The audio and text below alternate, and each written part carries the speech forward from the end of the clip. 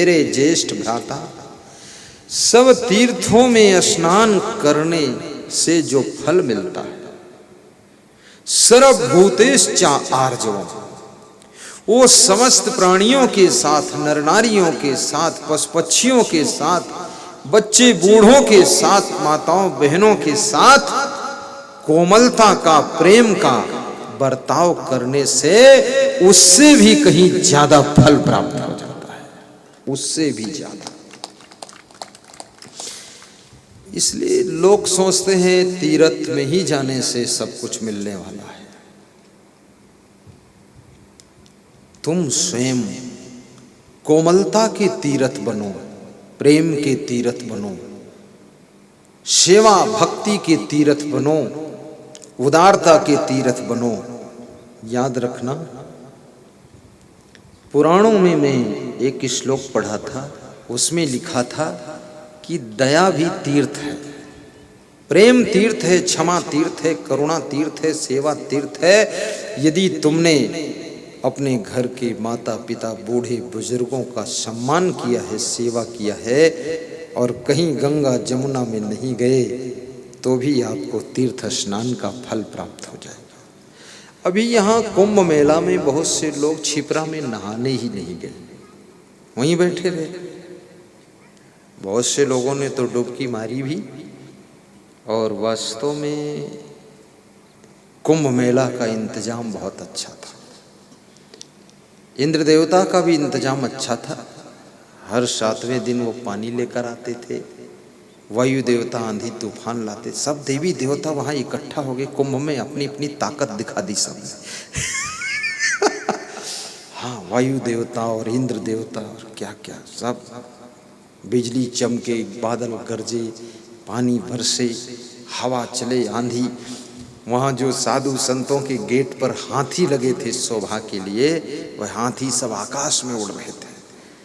हाँ, हमारे संत जी बता रहे थे कि अपने आकाश में देखा तो वहाँ बहुत सारा सामान उड़ रहा है। तो हमने कहा बहुत अच्छा हुआ, कोई साधु तो नहीं उड़ा? बोले नहीं उड़ा, इतना आंधी तूफान। लेकिन शासन की व्यवस्था बहुत अच्छी थी, ज्यादा से ज्यादा अच्छी किया था। 3 किलोमीटर के घाट को 9 किलोमीटर लंबा किया था, बहुत बड़ा प्लान था उनका। उनको ऐसा लग रहा था बहुत भारी भीड़ होगी, और भीड़ तो इतनी होती, इस कलयुग में धर्म के प्रति आस्था कम नहीं हुई, बढ़ी है। लेकिन आंधी तूफान से लोग डर गए। फिर ये पत्रकार, ये तो बड़े मजेदार है, ये कम आंधी आए तो दूसरी जगह की आंधी का फोटो भी दिखा दे कि और आंधी है, सब उड़ गया है। तो लोग डर गए, सब घर ही में रुक गए, मत जाऊंगा नहीं। अरे थोड़ा कम आंधी दिखाओ, लोगों को आने दो, यहाँ मौत होगी, मर भी जाएंगे, क्या फर्क है, तीर्थ भूमि में मृत्यु हो जाएगा। डर गए लोग, फिर भी बहुत लोग आए। छिपरा माँ के घाट पर लाखों लोग डुबकी लगा रहे थे। मैंने भी 2-3 बार मेला में गाड़ी से राउंड मारा, गाड़ी से राउंड लगाते थे, देखते थे। क्योंकि मेला में जो भक्त आए हैं तीर्थ में, उन भक्तों का दर्शन करने से भी पुण्य बढ़ जाता है। भक्तों का दर्शन कर लेना चाहिए। कहीं सड़क किनारे खड़े हो जाओ, सब भक्तों को देखते रहो, नमस्कार करते रहो कि श्रद्धावान सब जा रहे हैं डुबकी लगाने, जय हो। कभी क्षमता हो तो उनको चाय पिलाओ, सड़क किनारे बैठ के काउंटर खोलो, बूंदी बांटो, खिलाओ, लड्डू, आ जाओ खा लो, आ जाओ आ जाओ, मेरे नाम की भी एक डुबकी मार देना, लड्डू खाओ जाओ। ऐसे उनकी सेवा भी करना चाहिए। कुंभ मेला सेवा का मेला है, ये मेला कोई बिजनेस का मेला नहीं है, सेवा का मेला।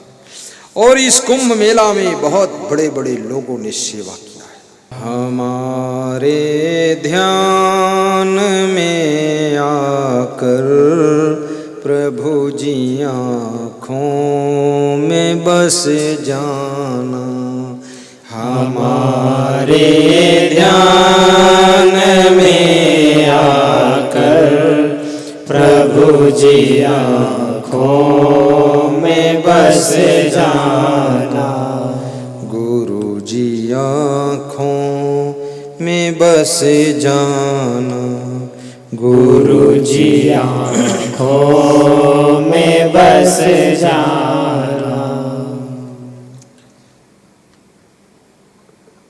हमारा धर्म हो सेवा, हमारा कर्म हो सेवा। सेवा का महत्व प्रत्येक शास्त्र में बताया गया है।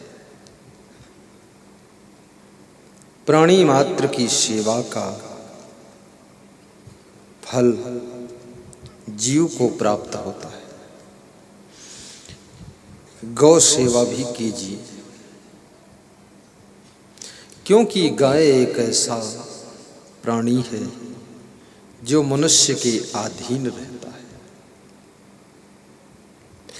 और स्वयं घास भूसा खाकर मनुष्य को दूध पिलाती है। गाय खिलाते घास हो, देती दूध है, और तुम दूध पी कर के भी उस गौ माता की बुढ़ापे में सेवा न कर पाओ तो धिक्कार है। आपके द्वार पर जितने पशु हैं सबका ख्याल रखो।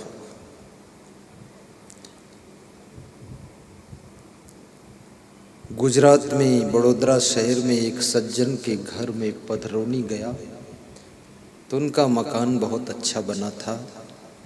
उनके मकान में 2-3 जगह चिड़िया के घोंसला लगे हुए थे, बरामदे में, पोर्च में। उनके पानी पीने के लिए एक छोटी सी मटकी टंगी थी। तो मैंने अपने भक्त जी से पूछा, रजनीकांत पटेल नाम उनका, तो कह रहे थे गुरुदेव ये 3 चिड़ियाँ आती हैं, ये भी हमारे परिवार की मेंबर हैं। अपना घर तो हमने बनाया है, इनका घर भी बना दिया हूँ, इनका घोंसला लगा दिया हूँ, ये भी रहती हैं। इनके पानी पीने के लिए ताज़ा रख देता हूँ और खाने का इंतज़ाम करता हूँ, फिर भी ये दूर से खाकर आ जाती हैं और बहुत प्रेम से रहती हैं। और सुबह जल्दी उठती हैं ये चिड़ियाँ और गीत गाती हैं और हमको भी जगाती हैं। बोले मेरे घर के कोई लोग कहते ये क्या सब कचड़ा पाल रखा है। तो मैं सोचता हूँ कि चिड़ियों का भी हक है हमारे साथ रह सकती है। ये 3 चिड़ियाँ रहती हैं, चिड़ियों से भी प्रेम है। तो मैंने पूछा इससे कुछ फायदा हुआ? बोले बहुत फायदा है। मैं देना बैंक में कैशियर था। मैंने कहा था, फिर बोले नौकरी खत्म, ये फायदा हुआ। देना बैंक में कैशियर। बोले बैंक की तरफ से रोज रोज संदेश आता था, बैंक बंद होने वाली है, बैंक बंद होने वाली है। तो मैंने कहा बंद होने से पहले मैं ही नौकरी बंद करने वाला हूँ। मैंने रिजाइन दे दिया, बंद कर दिया। मैंने कहा आप क्या करते हो? बोले अब 4 लेन के बीच में जो फूल लगते हैं, फूल लगाने का ठेका 200 किलोमीटर का मैं लेता हूँ, और जितना 15 साल की नौकरी में नहीं कमा पाया उतना केवल 1.5 साल में कमा लिया। ये मकान भी बन गया और चिड़ियों का भी मकान बना दिया। प्रेम से रहो। याद रखना, किसी भी प्राणी की सेवा करोगे उसका पुण्य तुम्हारे भाग्य में जुड़ेगा। ये पुण्य कभी आप कमाओगे तो ये वंचित नहीं होगा, ये आपके साथ सहयोग करेगा। इसलिए बूढ़ों की भी सेवा करना चाहिए, घर के बुजुर्ग लोग। और ये भी कहूँगा, अगर आपको घर में चैन ना मिलती हो, सेवा ना होती हो, बहुत दुख हो, तो आत्महत्या मत करना। फिर मुझे याद कर लेना, मैं आपको ऐसी जगह रख दूंगा, जिंदगी में न घर में न ससुराल में इतना सुख नहीं मिला होगा। ऐसी जगह रख दूंगा और पैसा भी आपको देना नहीं पड़ेगा। रोज 2 प्रकार की सब्जी, दाल चावल रोटी और खीर पूड़ी हलवा, ये आपको भोजन में मिलेगा। और डॉक्टर अलर्ट खड़ा रहेगा। 400 लोग वहाँ रहते हैं और उसका जो मालिक है, मेरा भक्त है, उसने कहा है कम से कम 10-50 लोगों को आप भी लाइए। पर ऐसा भाग्य है, एक भी घर ऐसा नहीं है जिसमें किसी की सेवा ना होती हो। सब अपने घर ही में सुख पाते हैं, वहाँ किसी को ले जाना नहीं पड़ा है। आपके पिता की सेवा घर में होना चाहिए। और सेवा का मतलब ये भी नहीं कि तुम अपने हाथ से ही पानी पिलाओ या अपने हाथ से उनके पैर में तेल लगाओ। ये तो बुद्धू आदमी का काम है। तुम तेल शीशी लाओ, रगड़ो, हाँ फालतू काम। आप अगर सर्विस करते हो, बिजनेस करते हो, 50,000 80,000 महीने कमाते हो, 5,000 महीने पे एक आदमी रख दो, 6,000 पे रख दो, उसकी ड्यूटी लगा दो। इनके रोज़ कपड़े धोने हैं, स्नान कराना है, तेल मालिश करना है, नाश्ता खिलाना है और इनको उठाकर बिठाना है। रोज़ पलंग की चादर धोना है, बिस्तर साफ रखना है, झाड़ू पोछा लगा के क्लीन रखना है। इनके ऊपर बिजली चली जाए तो पंखा डुलाना है और जो कहें वो करना है। इसी का 6,000 लेना है तेरे। बैठ यहाँ, बस बात खत्म हो गई। होशियारी से काम करो, सेटिंग कर दो। सेटिंग करना भी सीखो। जैसे मैं अपने गुरुजी को 2-3 साल तक मैं उनको पानी पिलाया, सब किया। अब मैं उनकी सेटिंग कर देता हूँ। आज गुरुदेव से मेरी बात 46 मिनट तक हुई। 46 मिनट गुरुदेव ने बंद नहीं की, बहुत सी बात बताई।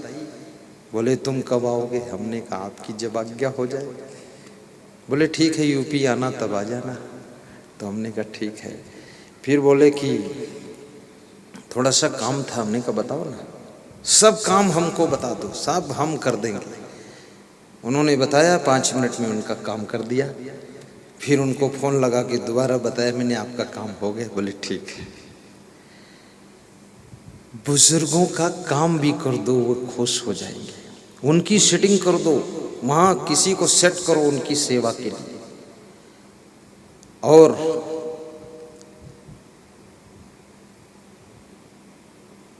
कभी टाइम मिल जाए तो अपने हाथ से भी थोड़ी सेवा कर दो।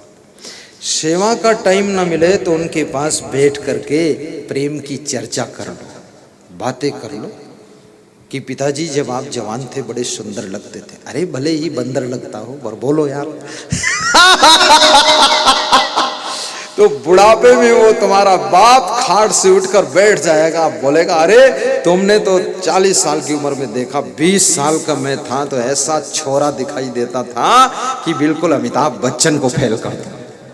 बाप खुश हो जाएगा। बोलो।